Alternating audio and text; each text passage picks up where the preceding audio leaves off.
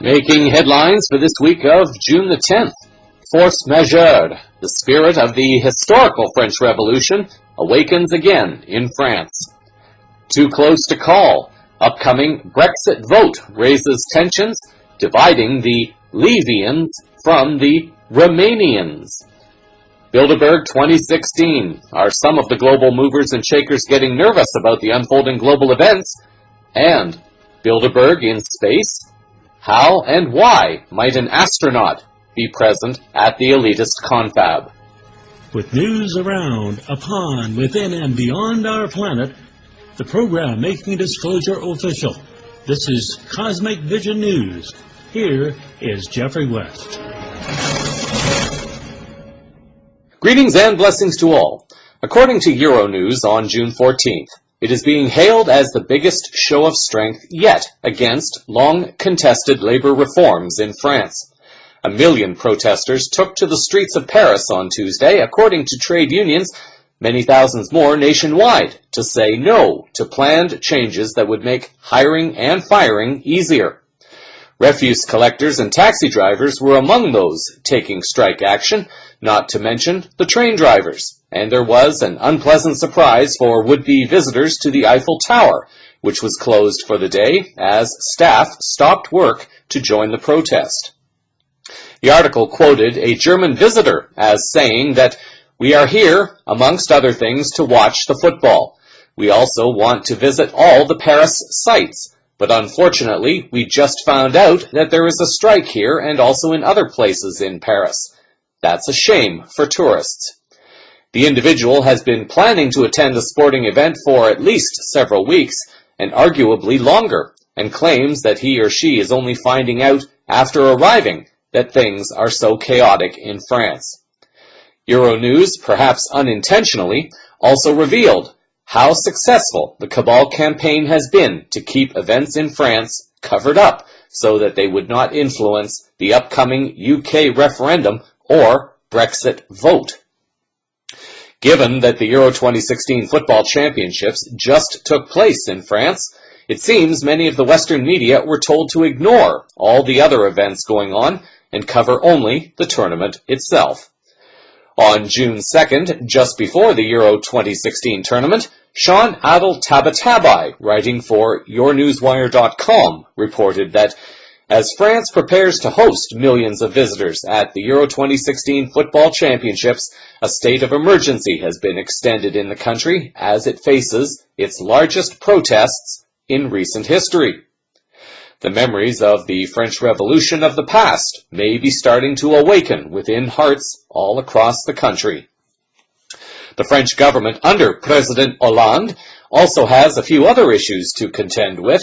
RT reported on June 9th that the ongoing debate over Russian sanctions is a continuation of an old story regarding the question, who controls Europe? Asked William Mallinson, a former British diplomat and professor of political ideas and institutions at the Marconi University.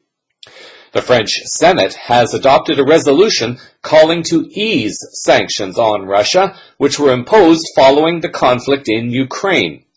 Earlier, a similar resolution was also passed by the French National Assembly. Although both resolutions are not binding, they send a strong signal of discontent to President Hollande's administration. Lawmakers are urging an end to punitive measures against Russia, stressing that Moscow remains a strategic partner for both France and Europe. They're also hoping that Russia will lift its food embargo against EU products in response. Only a few days before the football soccer tournament was to begin, RT had released a story noting that as many as 82 potential security staff for the championship were allegedly on a terror watch list. This may or may not necessarily mean much, because even being an environmental activist could be grounds for being placed on a terror watch list. What appears to be playing out is a strategy that is designed to enrage people and get them to begin a more physically violent revolution, which would, of course, give Western power holders the justification to move forward on increased police-state militarization, but also to justify their demands to not only maintain, but also build up NATO's defense presence in Europe as a probable excuse to get closer to Russia. As was recently reported on CVN, the rebellion of the people is moving to other countries, although the reasons may be slightly different. In Germany, protests are breaking out over the refugee-migrant crisis, but RT also reported on June 11th that thousands of demonstrators protested against U.S. drone operations at the Ramstein air base in southwestern Germany, later forming a human chain around the perimeter of the facility. Around 1,500 people joined the initial rally at the base of a rural part of Rhineland-Palatinate, demanding that the facility no longer be used in drone operations conducted by the United States in such countries as Iraq, Yemen, Syria, Afghanistan, and Pakistan. The German people have for many months been speaking out more and more on austerity, the fraudulent banking system, and also more, as mentioned moments ago. Across Europe, the voices of the people are being drowned out by the noise of a political agenda that is attempting to survive, but just cannot seem to find its power and strength any longer. As a result, the world is learning more and more about what has been going on in Europe, and, armed with this knowledge, it will soon be seen what the people of the UK intend to do with what they now know.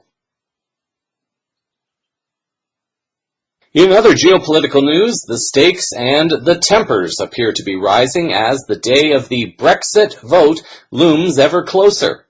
In what may be considered a somewhat surprising departure from the cabal agenda, or perhaps a very tricky reverse psychology strategy, the largest newspaper in the UK, owned by media tycoon Rupert Murdoch, is advocating a British exit from the European Union. Euronews reported on June 14th that the Sun tabloid is urging its readers to quit the European Union, as opinion polls suggest momentum is swinging in favor of the Leave camp. The UK's biggest newspaper says we must set ourselves free from dictatorial Brussels. The British people will vote in a referendum next week, June 23rd, either to remain in the European Union or withdraw from the bloc. The article reports many Britons living in France as having begun to apply for French passports and citizenship in the event the UK should separate and sever existing residency agreements with EU-aligned nations. Although the leaders supporting the Remain campaign are trying to use fear on the people, there is a possibility that even if Britain should exit, they could still remain within the European Economic Area, just like Norway, Liechtenstein, and Iceland. Recently, in the European Parliament, Nigel Farage, leader of the UK Independence Party, or UKIP, rose to speak on the issue. It is, I think, these grand projects that in many ways, I think, are sowing the seeds of the end of this political project. I came in here in 1999 and sat at the back, and there were only 3 of us in the whole building who thought our member state should leave the European Union. But it's grand projects that have turned the tide of public opinion, in particular the introduction of the euro. You know, I warned you, we all warned you, that it would not work for the Mediterranean countries. It could comfortably work for the optimal currency zone in the north, but no, through massive ambition and hubris, you ploughed on, and you allowed countries like Greece to join a currency that they were never fit for. And what is happening to Greece now? Well, they're facing the next bailout in probably July of this year, and because you want to hold your project together, you are forcing them, bit by bit, to become a third world country. And all I can say, frankly, is shame on you. The other big, grand project was to allow into this union first 8 and then 10 former communist countries. Some of them with human rights records that are frankly shocking and abysmal, and others in which corruption is so rife that these countries have not made the transition to being full Western democracies. When I was first elected here, the word immigration did not even appear on my election address. We did not use that word once when the first three of us got elected here. But now, as we've allowed much poorer countries to have the free movement of peoples, we see considerable anger in Britain and in many countries across the north of Europe. And yes, it's led to the rise of parties that some may consider to be deeply unpleasant. But that's what happens when you take control out of people's lives. And the other feature, President, that I've noticed here is the growth of what I can only describe as authoritarianism. You know, we actually saw the Prime Minister of Greece removed effectively by a coup d'etat, and we saw Mr Berlusconi removed by a coup d'etat, and in both cases represented by appointees who were former directors of Goldman Sachs. So I think you've sowed the seeds of your own destruction. We have in 2 weeks' time what is to be the biggest event in the history of this project. It is the British referendum, and it's not just about whether Britain leaves the European Union, because if we make that choice, I'm confident many other countries will make that choice too. I did originally believe that we should leave because we were a square peg in a round hole. But when I saw what happened here in 2005, when the French and Dutch rejected the Constitution, and yet, sneakily, it was brought in through the back door as the Lisbon Treaty, I realised then that this is not just bad for Britain, it's bad for the whole of Europe, and I hope that on June the 23rd, it isn't just Independence Day for the United Kingdom. I hope it brings an end to this entire project, and in a few years' time, we can be sovereign, democratic nation-states that work and trade together.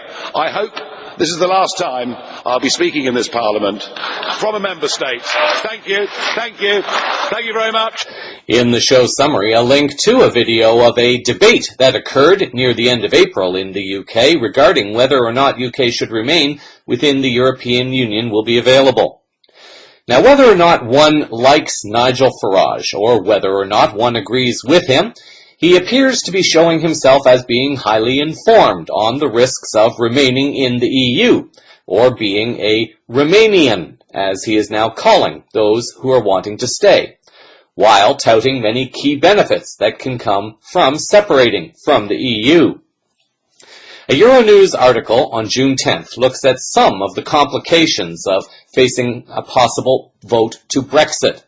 Given that there are technically 4 countries that are part of the United Kingdom, England, Wales, Scotland, and Northern Ireland, the issue becomes very complicated as to what a potential Brexit vote would mean for each of these countries.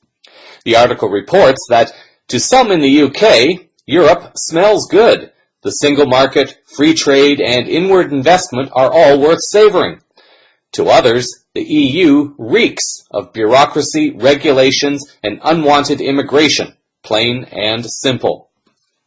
With the polls reporting the vote as being too close to call, the article also notes that many in Scotland have already said that should the UK exit Europe, Scotland would seek its independence and try to reintegrate into the EU. The article asks the following questions. Would leaving the EU mean renouncing the single market? Renegotiating trade agreements with other European countries? What about European workers living in the UK? Would they need permits? Would they need to go home?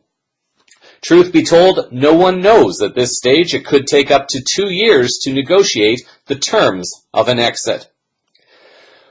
Although the article does not mention this, there will be considerations required for things like airport restructurings, so that certain flights will have to be relocated to parts of the airports where customs and border control procedures are already in place, or the necessary facilities will need to be built. This, of course, will ultimately be paid by taxpayers.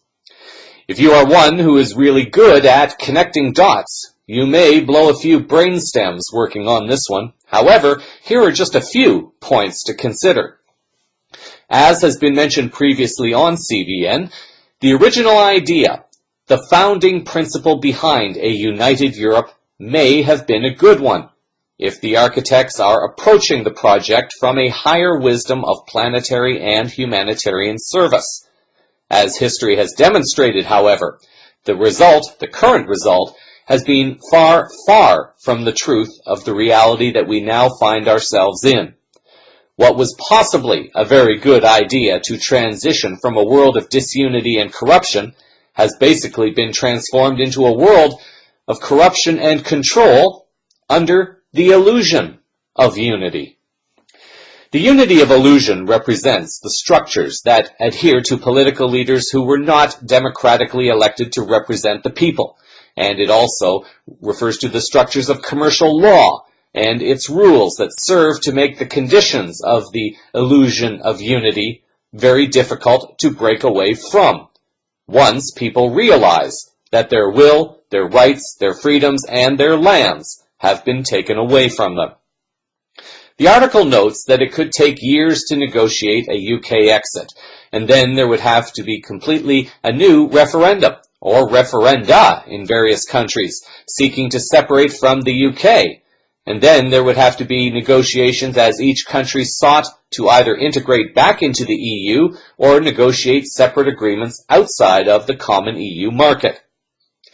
Scotland has already had a referendum to determine whether or not the country would separate from the UK, and the result, either legitimate or manufactured, kept Scotland connected to the UK. All of these commercial negotiations basically come down to one thing. Wealthier, commercial-savvy business people and lawyers continue to get rich on negotiations, while the taxpayers continue to pay all the legal bills of commercial lawyers who are not paid to represent the interests of the general people. Essentially, it is democratic austerity.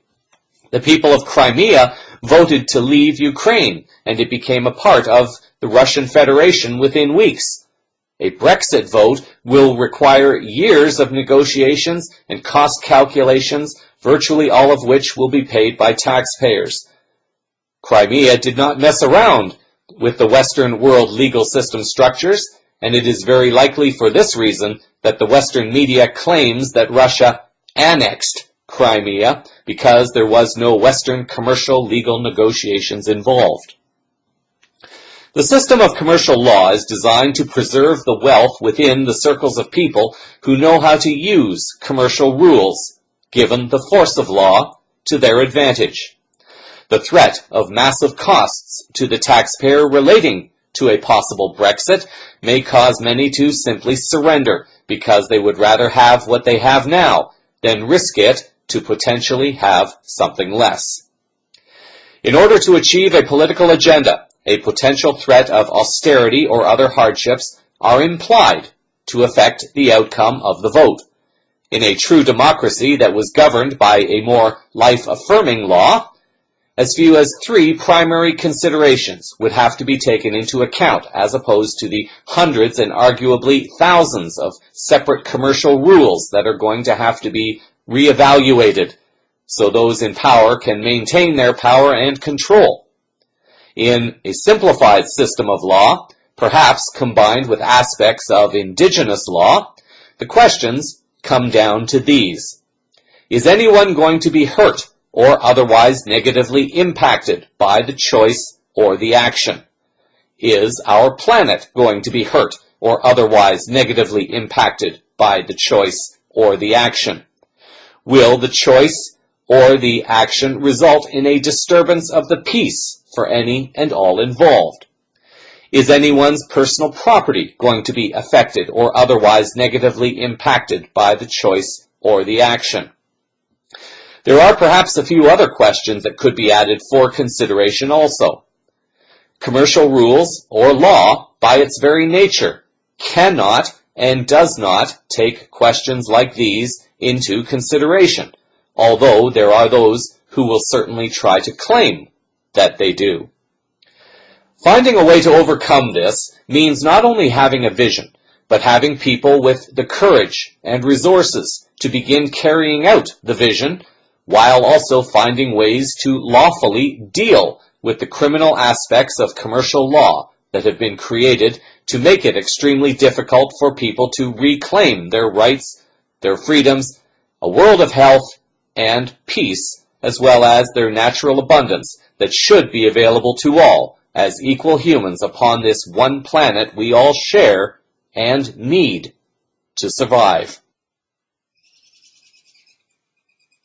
Perhaps one advantage of having this week's newscast go out a few days late was that the timing became better for reporting on the 2016 Bilderberg meeting, which just finished up. The meeting occurred from June 10th to 12th in the eastern German city of Dresden, close to the borders of both Czech Republic and Poland. Mohammed Omar, writing for Huffington Post Canada, wrote on June 9th that the conference invites the world's rich and influential to have quote-unquote informal discussions about major issues facing the world. Omar adds that the meetings, founded in 1954, do not produce any resolutions, there are no votes, and no minutes are recorded.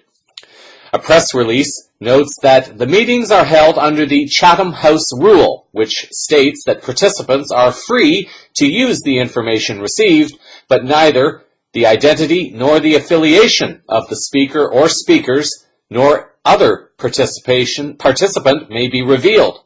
The conference's private nature allows attendees to have discussions without having to worry about the conventions of their office. One of the members from the U.S. was Peter Thiel. Thiel's Wikipedia page had the following to say about him. Peter Andreas Thiel is a German-American entrepreneur, venture capitalist, and hedge fund manager. Thiel co-founded PayPal with Max Lachlan and Elon Musk and served as its CEO. He also co-founded Palantir, of which he is chairman. He was the first outside investor in Facebook, the popular social networking site, with a 10.2% stake, acquired in 2004 for $500,000, and he sits on the company's board of directors. Thiel serves as president of Clarion Capital, a global macro hedge fund with $700 million in assets under management, a managing partner in Founders Fund, a venture capital fund with $2 billion in assets under management, co-founder and investment committee chair of Mithril Capital Management, and co-founder and chair of Valar Ventures.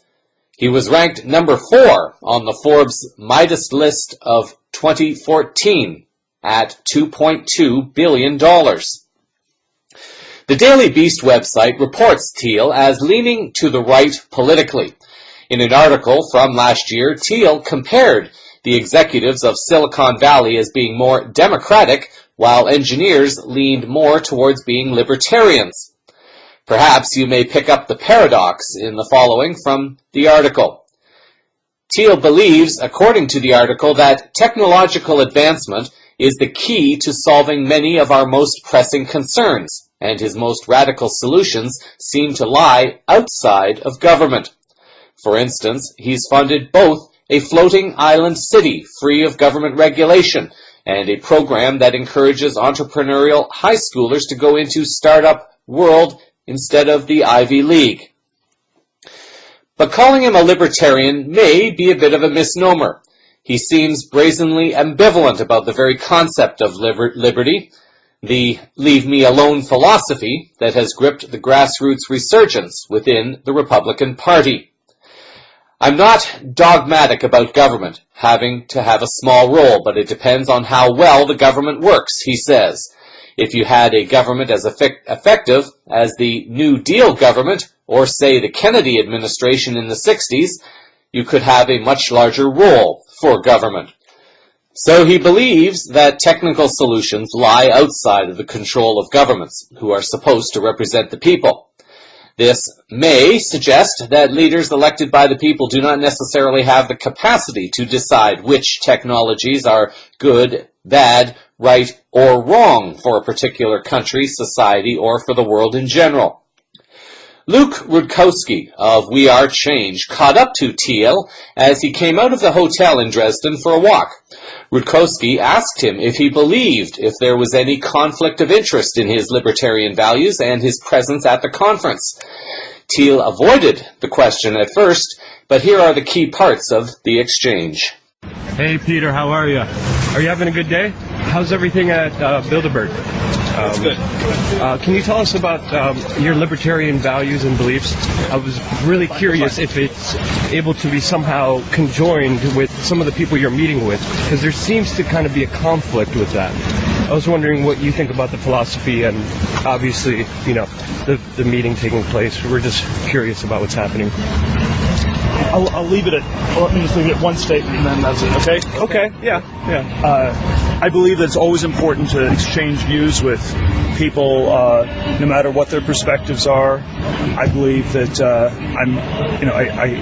I think that we have a lot of problems in our society, and we need to be finding ways to talk to people. We need to find ways to talk to people where not everything is completely transparent. Libertarianism is not synonymous with radical transparency. That's often an argument that the Stasi would make in East Germany, where everything had to be monitored by society. And I think often you have the best conversations in smaller groups where not everything is being monitored, and that's how you can have very honest conversations and how you can think better about the future. Thank you very much. So we got Peter Thiel to actually give us a statement about his libertarian values and how they conflict with Bilderberg. He said the Stasi is the one who would make the argument for transparency and openness, but the Stasi was also the one with secret meetings, secret decisions, secret police like we have out here at Bilderberg too. At least he talked to us and made a statement. At least he did that, which we have to give him a little bit credit for. And he did try to explain himself. Knowing a bit about Thiel's background now, you can decide for yourself about how you feel. Although, as Rutkowski noted, the fact that he even offered a statement, however reluctantly, is worthy of a point or two in his favor. Considering some of the more recent current events, there are some names worthy of note as being present. Given Turkey's issues with NATO, Syria, and the EU, it is notable that the Deputy Prime Minister of Turkey was present. In view of the recent referendum in Switzerland to refuse issuing a basic income, it is perhaps notable that the President of the National Council and the Federal Assembly were both present. With the major refugee issues that Sweden has been facing, it is perhaps no surprise that the Swedish Finance Minister was present and a representative of one of Sweden's elitist families. Considering the dangerous position of Greece, Italy, Spain, and Portugal within the European Union, and considering that many of Greece's assets are being sold off to pay for bailout loans, it is no surprise that there are representatives of these countries present from banks, political parties, and companies. Among those not affiliated with countries included former Supreme Allied Commander of Europe, the Managing Director of the IMF, the unelected Vice President of the European Commission, and the Chair of the World Economic Forum. Several ministers within the German Parliament were present, including the Ministers for Defense, Finance, and the Ministry of the Interior. With the crises unfolding in France, it is perhaps notable that the President of the Constitutional Council in France was present. Given the very fragile position of Germany's Deutsche Bank, it is notable that the CEO and the Chair of the Supervisory Board were both present at the meeting.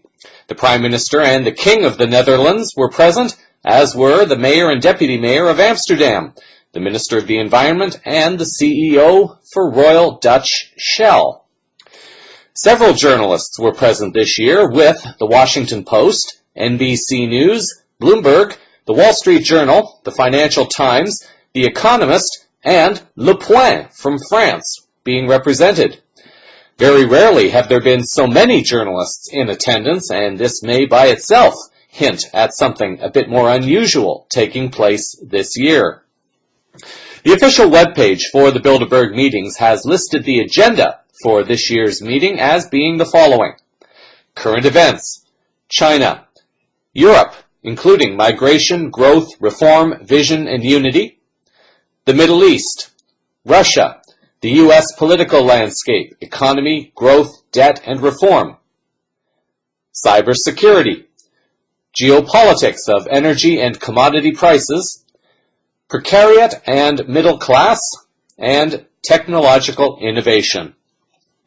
Longtime CVN listeners should be easily able to see that the nature of this year's meeting is geared very strongly towards events that are having a significant impact upon the global cabal and its influences of power and control, or lack of power and control, over the people of the world. With China, the topic will very likely hinge on China's push to control the pricing of gold and the push for the return of the gold standard. With Russia, it will be the effects of the continued sanctions, of Russia's willingness to take on the U.S. directly in European and Middle Eastern affairs, which the U.S. has no business interfering with, and of course the BRICS alliance will no doubt be among the topics there as well. The geopolitics of energy will likely be the increased knowledge and dissemination of free energy sources. With the U.S., well, the political scene there will surely be spoken of to a great extent, but perhaps also the increasing refusal of countries worldwide to use the U.S. dollar as a global reserve currency. Personally, I would have loved to have spoken on most, if not all, of these subjects. Where things begin to take a somewhat interesting turn, however, is in noting the attendance of one particular individual from Canada. And in looking at the agenda, it is both easy and perhaps challenging, depending upon the perspective one chooses to take, as to where or how this individual might fit into a meeting of this nature. The individual is Canadian astronaut Chris Hadfield. How or why might an astronaut be invited to a meeting of this nature? I'll explore this in more detail coming up shortly. As always, we are very likely not going to find out many details about the meeting, but perhaps there will be some new tidbits by next week's newscast. In a few quick headlines for the week, in Brazil, Telesur TV reported on June 7th that Brazil's chief prosecutor has asked the Supreme Court to authorize the arrest of the presidents of the Senate and of the ruling Brazilian Democratic Movement Party, or PMDB, for allegedly trying to obstruct police investigations, this according to the newspaper O Globo, and Supreme Court Justice Tiori Zavascki must now decide whether to accept this request. Chief Prosecutor Rodrigo Janot also requested permission to arrest suspended House Speaker Eduardo Cunha and former President José Sarney. Senate President Renan Calheiros, PMDB Acting President and Senator Romero Juca, former President Sarney and Cunha all plotted to oust former President Rousseff as a way to put a stop to the corruption investigations targeting them, known as Operation Car Wash.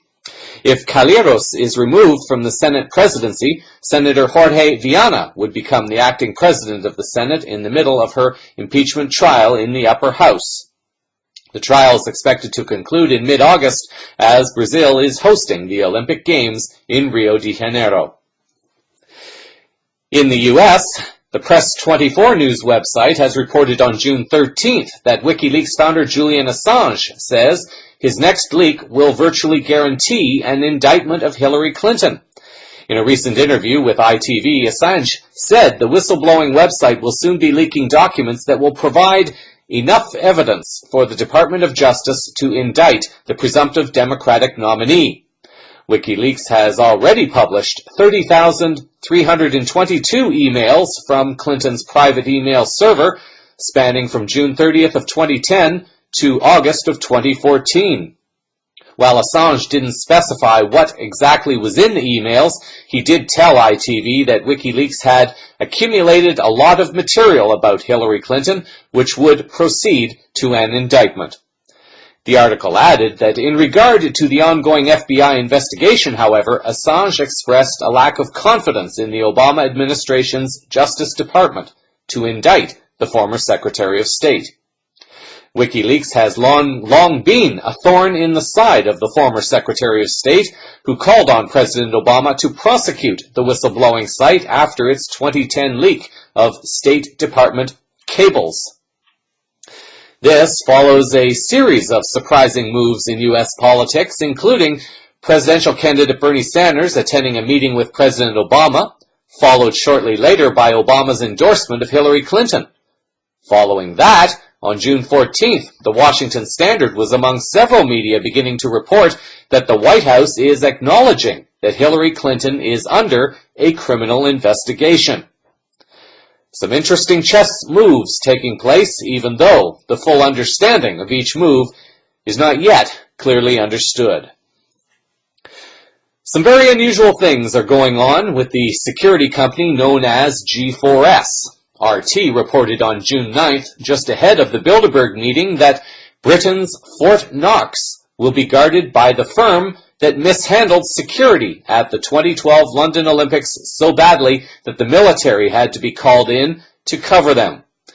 The news comes as it was announced the Ministry of Defence Police, which has traditionally guarded the Royal Mint's facility in Wales, they are being pulled off the job. G4S told the Financial Times it has secured a 5-year contract plus a potential 2-year extension. The company appears plagued with scandals. The article added that besides the Olympic debacle, in which military personnel had to be called in to secure sports venues contracted to G4S, the firm has drawn fire on multiple occasions. In January, it was gripped in a deepening child abuse scandal, leading watchdogs to suggest that its young offenders facility in Kent be scrutinized by an independent commissioner, and all wardens dealing with children be issued with body cams, it has emerged. Of course, also this week, in light of the false flag events that took place in Orlando, shortly after the Invictus Games, also held in that city, the alleged shooter has also apparently been linked to the same G4S security company. Relating to Orlando, some sources have claimed that the shooter's father was an alleged CIA asset. A video source has an alleged witness as saying that people were holding doors shut inside the club. There is an apparent video of alleged victims behaving just like crisis actors. There's also a big question about how an alleged lone gunman was able to get a weapon the size of the one he was alleged to have used into the club, let alone use it. I'm choosing at this time to not devote time or energy to this false flag event, although perhaps some details may be covered as they become available next week. Given the fact that the newscast for June 10th was several days late getting out, and given the fact that I would like to get this newscast out as quickly as possible to prepare for next week's newscast, I'm going to choose to skip over the Mohawk update for this newscast and also the financial news details. I'll move those into the newscast coming up on June 17th. In general news, we look this week to continue some of the revelations that are exposing some of the fundamental truths as they have been delivered to the people of the planet. The first revelation is likely to push the buttons of those who have steadfastly defended their particular religion as the one true religion. Of course, there is no religion that can be claimed as the one true religion. As science and spirituality continue to merge back together, after having been forced apart back around 1550 in a separation of the church and state, people are coming face to face with the realization that religion has not generally been what its leaders have attempted to have their members believe. This has led to a crisis of sorts as people deal with the truths that one has uncovered along his or her own personal journey. A YouTube video has surfaced involving an interview, or perhaps a statement, and maybe even his own personal confession, that the church has played a particular role in deceiving its faithful followers. Assuming that the video is truthful and accurate, John Shelby Spong is a priest who believes that it is now time for people to know that hell, the realm of punishment for those who did not believe in God or the particular religious doctrine of a particular faith, this hell does not actually exist, and that it was an invention to be used as a tool of fear. In this interview from 2011, Spong speaks with the late Keith Morrison on an episode of CBS's 60 Minutes. I don't think hell exists. I happen to believe in life after death, but I don't think it's got a thing to do with reward and punishment. Religion is always in the control business. And that's something people don't really understand. It's in the guilt-producing control business. And if you have heaven as a place where you're rewarded for your goodness and hell as a place where you're punished for your evil, then you sort of have control of the population. And so they create this fiery place, which has quite literally scared the hell out of a lot of people throughout Christian history. And it's part of a control tactic. But wait a minute, you're saying that hell, the idea of a place under the earth or somewhere where you're tormented for an eternity, is actually an invention of the church? I think the church fired its furnaces hotter than anybody else. But I think there's a sense in most religious life of reward and punishment in some form. The church doesn't like for people to grow up, because you can't control grown-ups. That's why we talk about being born again. When you're born again, you're still a child. The people don't need to be born again. They need to grow up. They need to accept their responsibility for themselves in the world. What do you make of the theology which is quite prominent these days in America, which is that there is one guaranteed way not to go to hell, and that is to accept Jesus as your personal Savior? Yeah, I grew up in that tradition. Every church I know claims that we are the true church, and they have some ultimate authority. We have the infallible Pope. We have the inerrant Bible. The idea that the truth of God can be bound in any human system, by any human creed, by any human book, is almost beyond imagination for me. I mean, God is not a Christian. God is not a Jew or a Muslim or a Hindu or a Buddhist. All of those are human systems which human beings have created to try to help us walk into the mystery of God. I honor my tradition. I walk through my tradition. But I don't believe my tradition defines God. I think it only points me to God. You and I are emerging people, not fallen people. Our problem is not that we are born in sin. Our problem is we do not yet know how to achieve being fully human. The function of the Christ is not to rescue the sinners, but to empower you and to call you to be more deeply and fully human than you've ever realized there was the potential within you to be. Maybe salvation needs to be conveyed in terms of enhancing your humanity rather than rescuing you from it. Life is a startling and wondrous experience. And eventually I think we're going to discover that God is unfolding through the life of our consciousness and our self-consciousness, and is not a parent figure up in the sky. But I believe because I'm related to something that is not bound by time and space, that I will share in whatever God's eternity is. The shifting energies of these times are no doubt going to throw many of the more devout followers of their particular faiths into increasing states of confusion as they try to reconcile the idea of their particular idea of a divine creator, and that it does not exist in separation to a divine creator of another's particular faith, but rather they exist simultaneously, and the separation has merely been an illusion for the purposes of fear and control. As Spong has noted, one's faith can be used as a tool in guiding one to understand experientially what a divine creator can mean to any one individual in any one moment of now. The idea of a divine creator can be an ever-evolving journey, just as one's knowledge of oneself is ever-evolving, being defined through the choices one makes relative to one's connection to the all that is in each and every moment of now. As author Neil Donald Walsh noted in his book Tomorrow's God, until you can see God in the face of your enemy, you cannot see God at all. For in truth, there is no such thing as an enemy. There is only that part of you which exists in contrast to another part of you. God does not exist for you if he exists for you only in people and things you like. God is not real for you if she is experienced by you only in the things with which you agree. In disclosure-related news, as I mentioned earlier, it seems that Canadian astronaut Chris Hadfield has managed to secure himself an invitation to attend this year's Bilderberg meeting in Germany. One can only speculate as to why an astronaut would be chosen to attend a meeting of the world's elitist power movers and shakers, although some may defend that he is being recognized for his musical tribute on board the space station to singer David Bowie, before Bowie allegedly passed away earlier this year.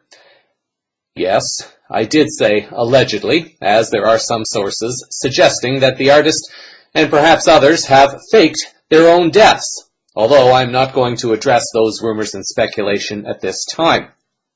Why then would an astronaut be present at Bilderberg? And then the question, why Hadfield? I will return to these questions in a moment.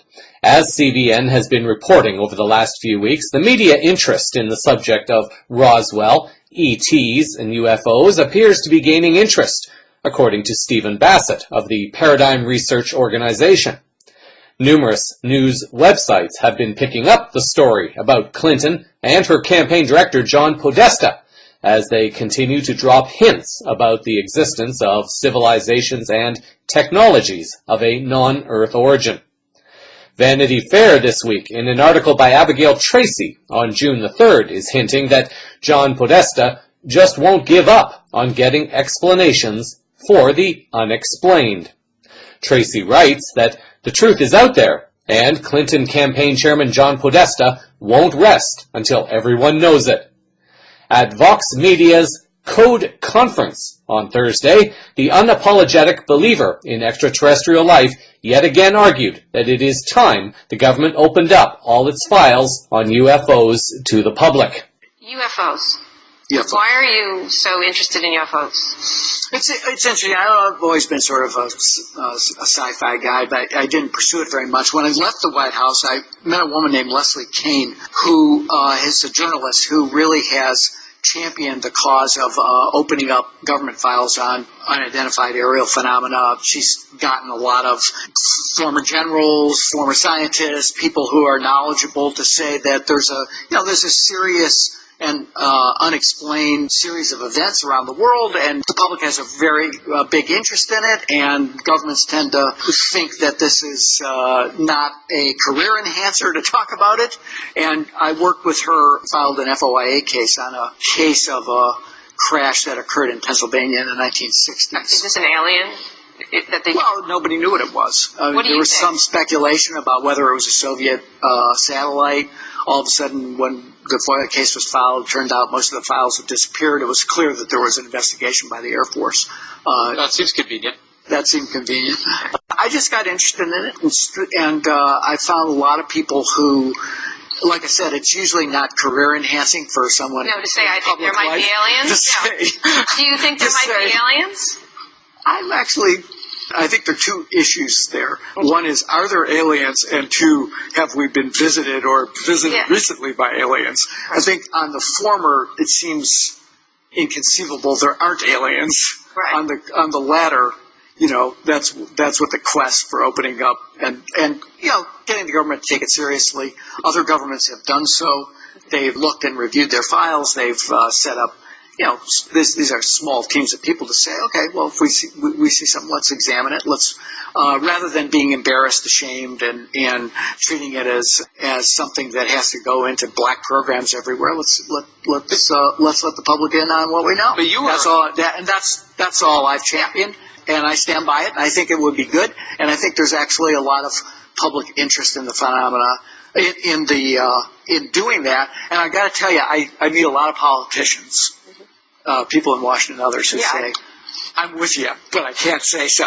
Right. But you were White House chief of staff. You had a very high security clearance. So recognizing you can't tell us anything about classified information, did what you see change your estimation of the probability? In the last 10 years, has your estimation of the probability that you've been visited by aliens changed at all? He means, have you seen the book? I think nothing I saw in the government changed my estimation of that. Going to Infowars.com a lot? Yeah, something like that. All right. Talking to a lot of smart people. Longtime CVN listeners will know that this is nothing unusual, nor is it anything new, particularly coming from Podesta. Of course, Podesta does not exactly answer the question, or even speculate on it, although he makes hints to certain questions and leaves it to the hosts and to the listeners to take from his comments whatever they want to take from them. Like Clinton, he loosely says that if there is anything there, let's let the people know. This, however, can be a very vague statement for political gain, however, because once they get into power, the answer could easily become, we went, we saw, and there was nothing to be seen, so let's put the questions to rest. One might hope that this will not be the case, but given the case of career politicians in Washington, it can't be ruled out that they may try to say something like this later on. Although the hosts may have tried, they did not get the exact answer that perhaps many were hoping for. The information has long been a part of numerous alternative news websites and UFO-related websites, but only in recent weeks has the more mainstream media began to pick up on the story. Bassett suggests that this is the crack that is beginning to form in what has historically been a truth embargo on the subject. Politicians and media, it has been hinted, have agreed to keep this truth from public knowledge, but with recent revelations, the cracks are forming, and some journalists seem to be taking the cue that this subject may now be open and fair game for the upcoming U.S. election. Although the issue has primarily involved Clinton and Podesta, Bassett has maintained that it is his desire to not support or advocate the campaign of Clinton, but rather to advance the issue of disclosure to the global stage to a point where pressure will build on Obama to disclose the information that Bassett believes he wants to disclose but has been unable to due to cabal control over the office of the president. So this brings me back to Hadfield and his presence at Bilderberg this year. Although it may seem to most that the global situation is falling into extreme chaos, and perhaps it is, there are those who have been paying closer attention to the signs and the events behind the global events that are meant to distract people and push them into greater fear, debt, and illness. It might be a good wager, although not necessarily a guaranteed wager, that Hadfield may have been brought in as a consultant of sorts to the Bilderberg Group. Chris Hadfield's biography page from the website of the Canadian Space Agency may offer some possible hints that make him a qualified astronaut to speak at the Bilderberg Group. According to this webpage, Hadfield received a Master's of Science in Aviation Systems from the University of Tennessee in 1992. He was the recipient of the 1988 Lethan Tittle Award, the top pilot graduate of the U.S. Air Force Test Pilot School. He was also the U.S. Navy Test Pilot of the Year in 1991.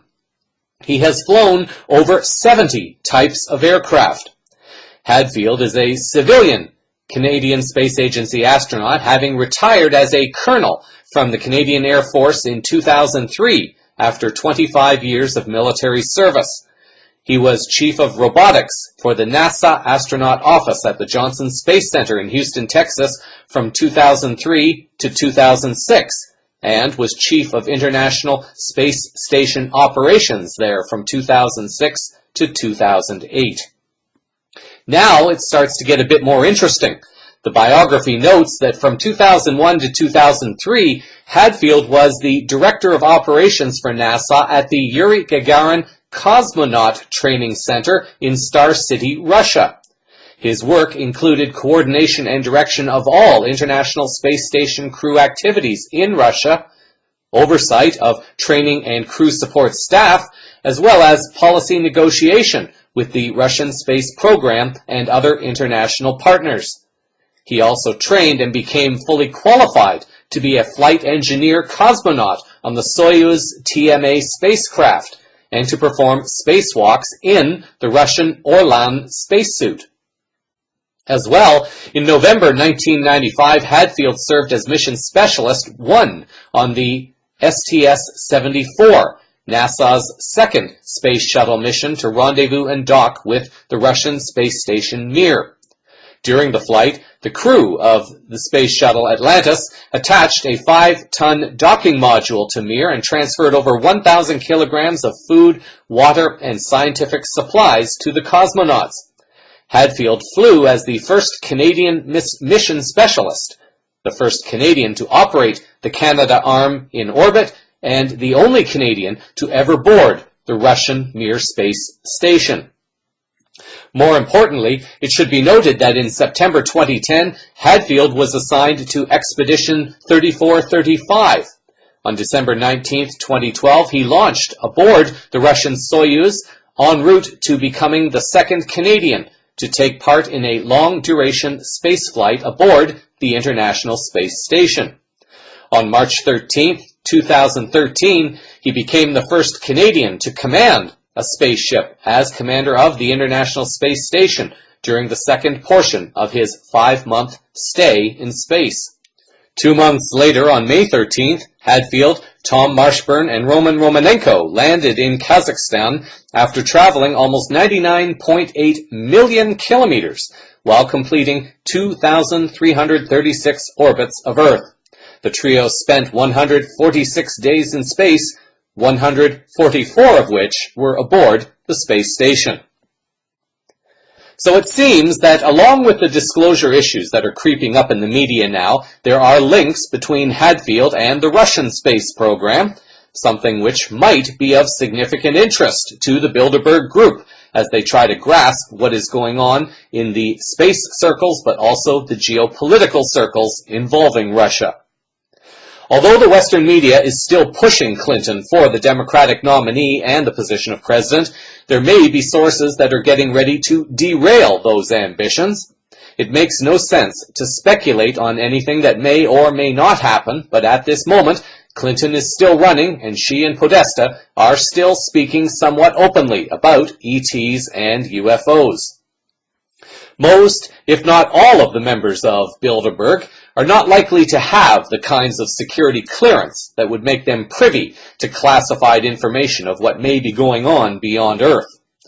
With information coming out also from various sources such as Corey Goode, David Wilcock, and several other whistleblowers, it is very possible that the Bilderberg Group has realized that it is time to get an update from one who has been up there and could potentially confirm not only the existence of the entrances to inner Earth, but also the existence of ships from various deep space programs that Goode has spoken about, and what the intentions may be of both the good and not so good factions of our galactic families. Also, as mentioned earlier, there appear to be more than the usual number of journalists in attendance at this year's event, and this may lead some to speculation that if there was to be any kind of disclosure revelation, that it may come from the media organizations in attendance this year.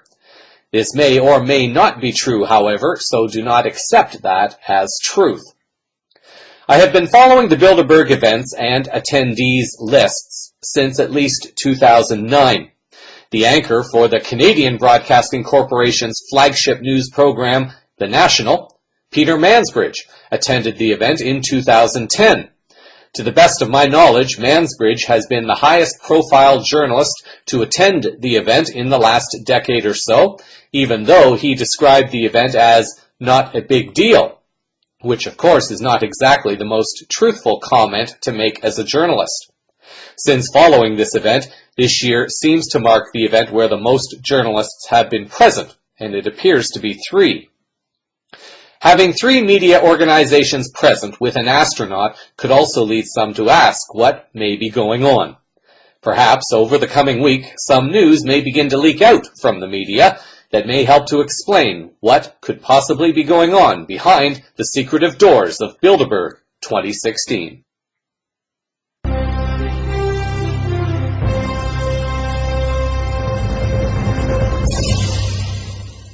Over to tech news now. It was just over 1 year ago when French politicians passed legislation requiring restaurants to no longer waste food, and instead donate that food to charity. By contrast, in the U.S., police will press charges against restaurants that give food away or when people buy food and give it to homeless people. Criminal cabal activity requires creative solutions, and they are appearing all over the world. An article by David Silverberg on June 8th from the Motherboard.com website explores one creative solution being explored by an entrepreneur in Toronto, Canada. Josh Dominguez, overworked with a wealth management company in Toronto, was hoping to help his sister because she was distressed at the amount of food that she was being forced to throw away after catering to her clients. She ended up quitting the job because it was so overwhelming for her. It was this that led Dominguez to shift his focus to food waste in an attempt to help her. Silverberg writes that shortly after, Dominguez quit his job to work on a new app called Flash Food. The free app, slated for an August 1st launch, will connect consumers with food at restaurants and groceries that would otherwise end up in the dumpster. Grocery and restaurant staff can take a photo of food that's close to its best before date, offering it at a steep discount, meaning at least 50% off, and alerting app users of the food that's up for grabs via notifications. Silverberg writes, if you turn on notifications for a grocery store or restaurant near where you live, or a specific type of food, say pastries or meats, your phone will be pinged when that retailer has the item you're after for sale. You can then view the photo, a description of the food on sale, and what it's selling for. After paying with a credit card, you're given a confirmation code to show the retailer, and the goodies are yours. 15 restaurants have apparently already signed up for the app, and negotiations are apparently underway with a major grocery chain as well, although details could not yet be released at this time. The plan is to roll out the app across Canada by 2017. Dominguez claims he wants to help end hunger, and there certainly is a potential for great business in dealing with food waste. The article reports that the value of Canada's food waste is estimated at $31 billion, up from $27 billion in 2010. This according to a 2014 report. Looking at the global picture, if food waste were a country, it would be the world's third largest emitter of greenhouse gases behind the US and China, according to the National Geographic. Although many stores do not want to take on additional costs relating to giving food away, Dominguez believes that his app helps to solve most of those issues while generating additional income for both the company and also Flash Food. The model calls for 75% of each payment to go to the food company and 25% will go to Flash Food. Flash Food will also apparently provide a tablet to each customer for taking photos of the food that is available. The article does note that the specific idea is not necessarily new. The article writes that Pair Up is a New York City app allowing retailers to list discounted food items that day, but unlike Flash Food, there is no way to purchase through the app, and it works on a first-come, first-served basis. In Montreal, Ubi Food connects retailers to consumers who want price-reduced food, hovering close to best before dates, and so far it's only available for Montreal cafes, bakeries, and organic food stores. Restaurants apparently will not be able to sell anything that is past an expiry date. Retailers will have the choice whether to offer products days or even hours before their respective expiry dates. It should be noted that this is what might be called a Band-Aid solution. It is a solution, and a good one, in dealing with an existing problem, and it is a solution that does not cost anything to taxpayers.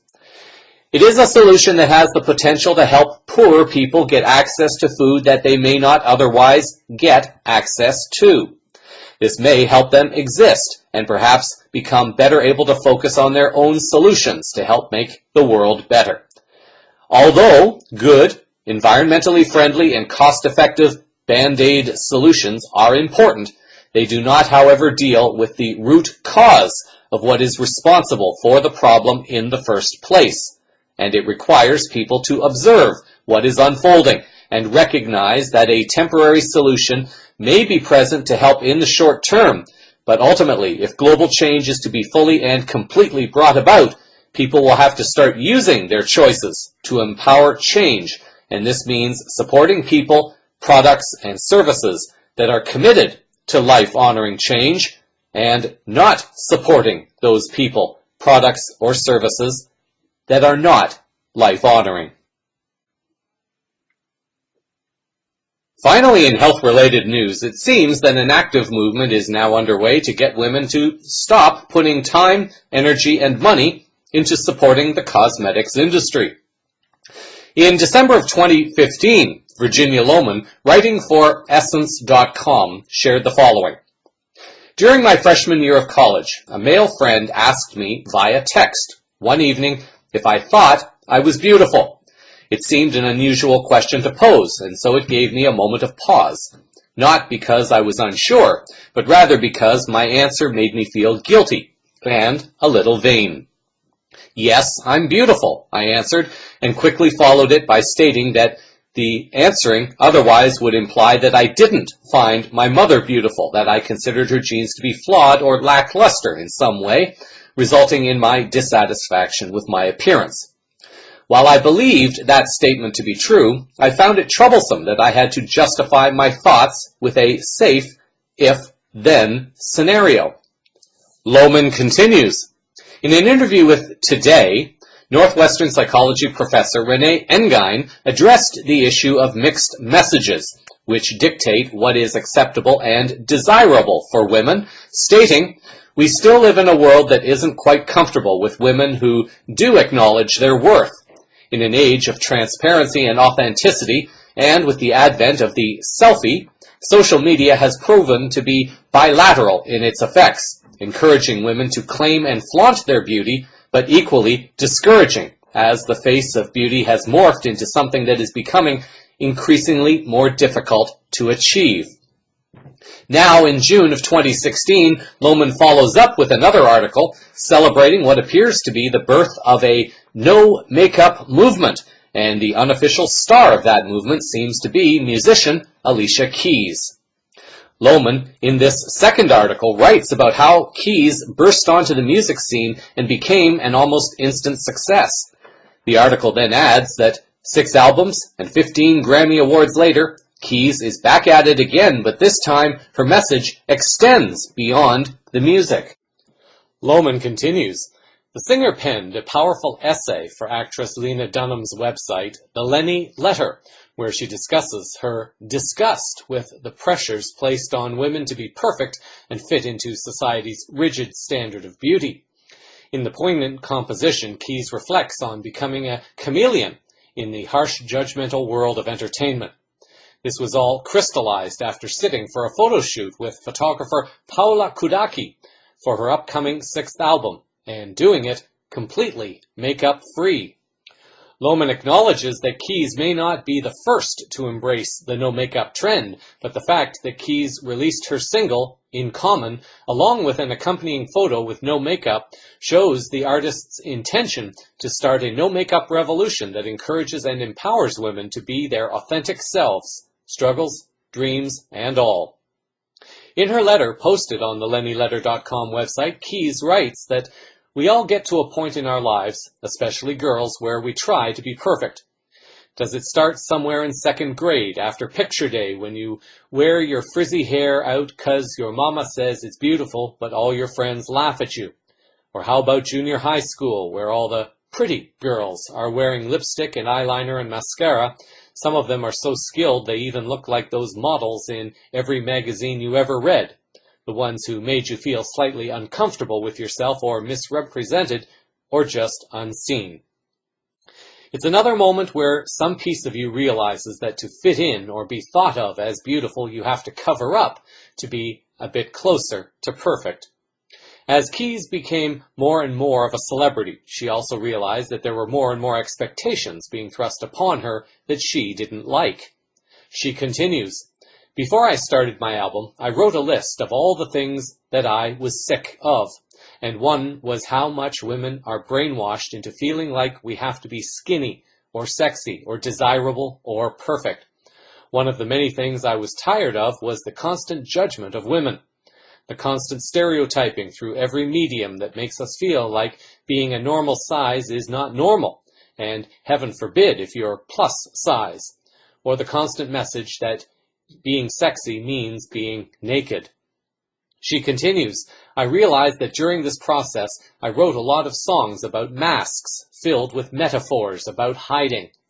I needed those songs because I was really feeling those insecurities. I was finally uncovering just how much I censored myself, and it scared me. Who was I anyway? Did I even know how to be brutally honest anymore? Who I wanted to be? I didn't know the answers exactly, but I desperately wanted to," writes Keyes. She addresses the insecurities, writing that every time I left the house I would be worried if I didn't put on makeup. What if someone wanted a picture? What if they posted it? These were the insecure, superficial but honest thoughts I was thinking, and all of it, one way or another, was based too much on what other people thought of me. Her journey led her to meditation, where she started to focus on clarity and a deeper knowing of herself. This led to a recent photo shoot to promote her new album, and the photographer wanted no makeup because she loved that Keyes arrived in a baseball cap and a scarf. It was raw, and it was real. Keyes admits her reaction, writing that I was shocked. Instantly, I became a bit nervous and slightly uncomfortable. My face was totally raw. I had on a sweatshirt. As far as I was concerned, this was my quick run to the shoot so I can get ready look, not the actual photo shoot look. So I asked her, now? Like right now? I want to be real, but this might be too real. As the photographer continued shooting, Keyes came to a discovery, as she writes later, writing that I felt powerful because my initial intentions realized themselves. My desire to listen to myself, to tear down the walls I built over all those years, to be full of purpose, and to be myself. The universe was listening to those things I'd promised myself, or maybe I was just finally listening to the universe. But however it goes, that's how this whole no makeup thing began.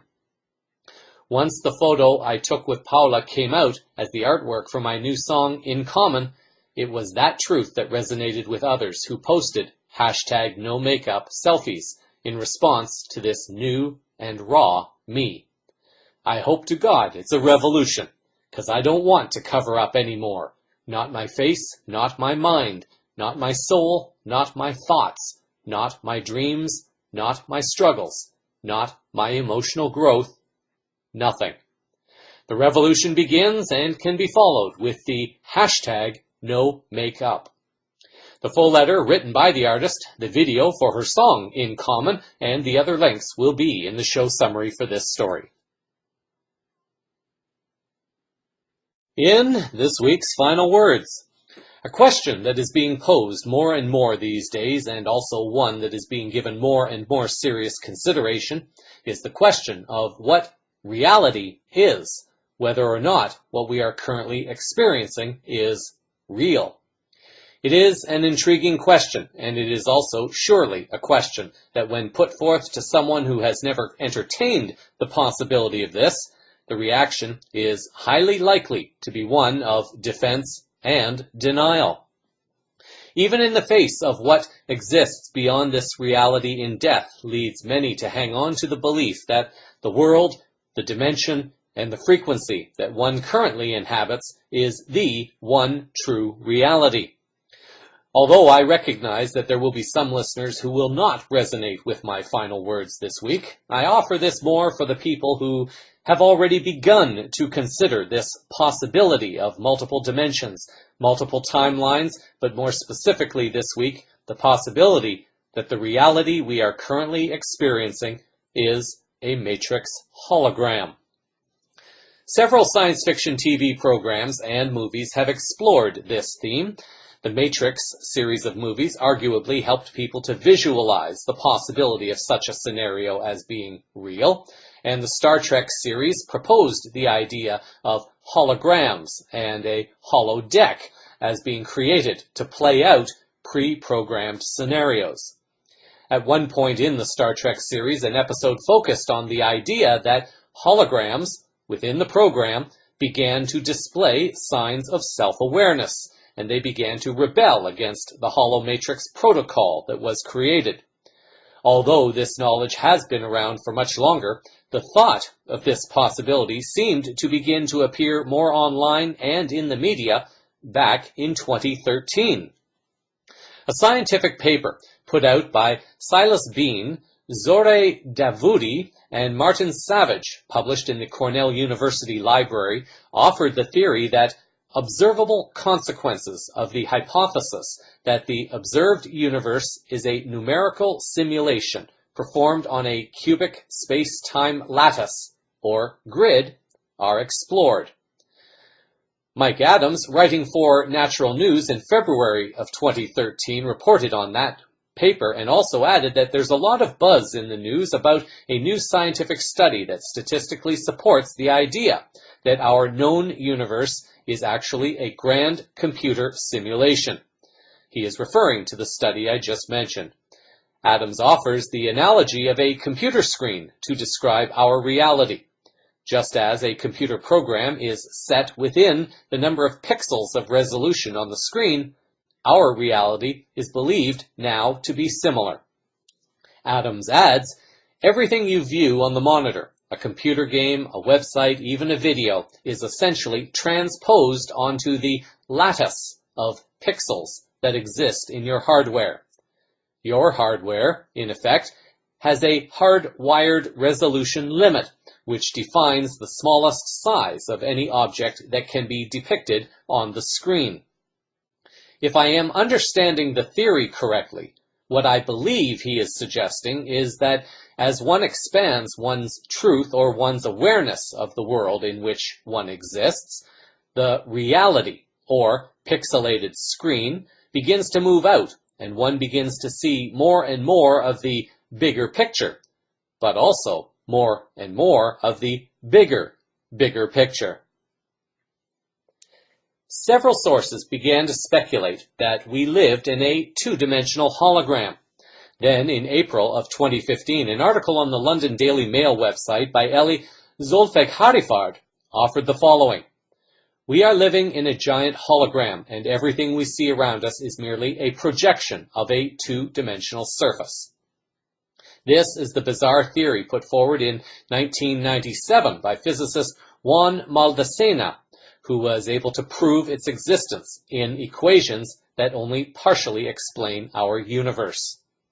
Now, researchers in Austria have, for the first time, been able to show how this strange holographic principle can also work in a more realistic model of our cosmos. Of course, 1,000 questions and more begin to form as to the exact nature of what this reality is.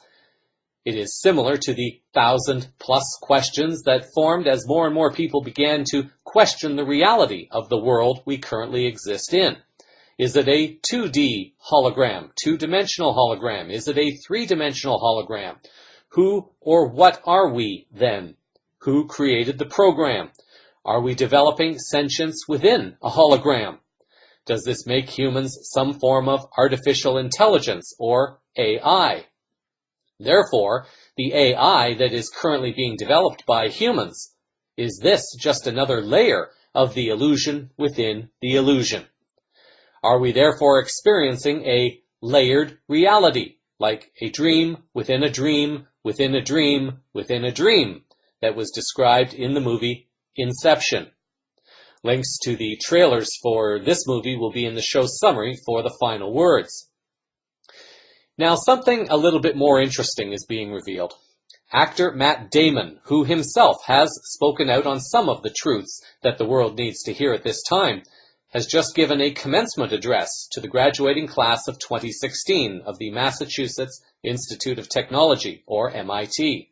The actor spoke about the movie Good Will Hunting and how it was filmed in his hometown, Boston, about a poor boy from Southie who had extreme intelligence but had trouble dealing with his own personal issues. This movie also starred the late Robin Williams in arguably one of his best dramatic roles of his career. Damon had some very direct words to say about the global situation and the global cabal, but then he also offered what might be considered a pseudo-hypothesis, given the mounting evidence of a holographic reality. We close this week with some excerpts from Damon's commencement address to the graduating class of MIT. Create a wonderful week until our next moment of now. We're lucky to have MIT in Boston, and we're lucky it draws the people that it does, people like you from around the world. I mean, you're working on some crazy stuff in these buildings, stuff that would freak me out if I actually understood it. Theories, models, paradigm shifts. I'm going to tell you about one that's been on my mind. Simulation theory. Most of you have probably heard of this. Maybe you even took a class with Max Tegmark. But for the uninitiated, there's a philosopher named Nick Bostrom at Oxford, and he's postulated if there's a truly advanced form of intelligence out there in the universe, it's probably advanced enough to run simulations of entire worlds, maybe trillions of them, maybe even our own. So the basic idea, as I understand it, is that we could be living in a massive simulation run by a far smarter civilization, like a giant computer game, and we don't even know it. And here's the thing. A lot of physicists, a lot of cosmologists, they won't rule it out. I just watched a discussion online a few weeks back. It was moderated by Neil deGrasse Tyson of the Hayden Planetarium, and by and large, the panel couldn't and wouldn't give a definitive answer. Tyson himself put the odds at 50-50. Now, I'm not sure how scientific that was, but it had numbers in it, so I was impressed. But it got me to thinking, what if this, all of this, is a simulation? I mean, it's a crazy idea, but what if it is? And if there are multiple simulations, how come we have to be in the one where Donald Trump becomes the Republican nominee for president? Can we, transfer to a different one? Well, Professor Tegmark has an excellent take on all of this. My advice, he said recently, is to go out and do really interesting things so the simulators don't shut you down. Now then again, what if it isn't a simulation? Either way, my answer is the same. Either way, what we do matters. What we do affects the outcome. So either way, MIT, you've got to go out and do really interesting things, important things, inventive things, because this world, real or imagined, this world has some problems that we need you to drop everything and solve. So go ahead, take your pick from the world's worst buffet. Economic inequality, that's a problem. How about the refugee crisis, massive global insecurity, climate change, pandemics, institutional racism, a pull to nativism, fear-driven brains working overtime. Here in America and in places like Austria, where a far-right candidate nearly won the presidential election for the first time since World War II. Or the Brexit, for God's sakes, that insane idea that the best path for Britain is to cut loose from Europe and drift out to sea.